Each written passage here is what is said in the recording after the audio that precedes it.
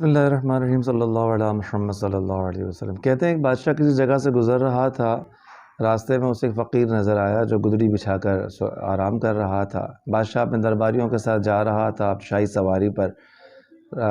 بابا کے پاس رکا اور کہنے لگا، بابا بتاؤ کیسی گزر رہی ہے؟ بابا اپنی گدڑی پر بیٹھا اور بڑے بے نیازانہ انداز میں بڑی بے فکری کے ساتھ بادشاہ سے کہا، اے بادشاہ سلامت، کچھ آپ جیسی گزر رہی ہے، کچھ آپ سے اچھی گزر رہی ہے۔ بادشاہ کو یہ جواب سن کر بڑی حیرانگی ہوئی، کہنے لگا، تو جانتا بھی ہے میں کون ہوں بابا؟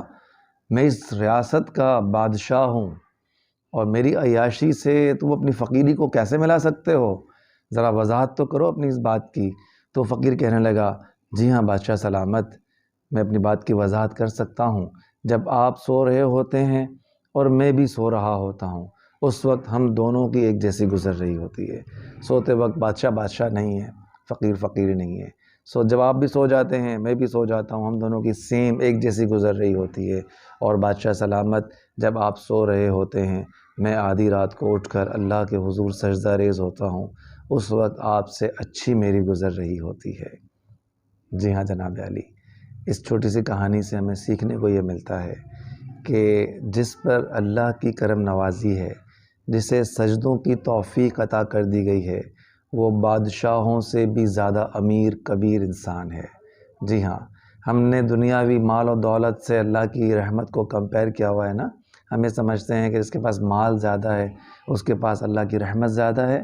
نہیں صاحبان من، ذی شعور لوگ، صوفی حضرات، اللہ والے لوگ یہی فرماتے ہیں، علماء یہی فرماتے ہیں کہ جسے معرفت عطا کر دی گئی، جسے سجدوں کا ذوق اور شوق عطا کر دیا گیا، جس کی پیشانی کو سجدوں کا نور مل گیا، دراصل وہ بہت زیادہ امیر شخص ہے۔ جی ہاں، وہ تو ایسا امیر شخص ہے کہ وقت کے امیر کبیر لوگ اس کے آستانے پر سر جھکا کر بیٹھے ہوتے ہیں جناب علی۔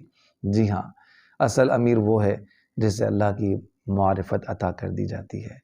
تو بے شک اس بابا نے بہت زبردست جواب دیا، بہت خوبصورت بات کہی کہ جب بادشاہ سو رہا ہوتا ہے، فقیر جاگ کر اللہ کو راضی کر رہا ہوتا ہے، تو اس کے وہ پل بادشاہ کی زندگی سے اچھے گزر رہے ہوتے ہیں۔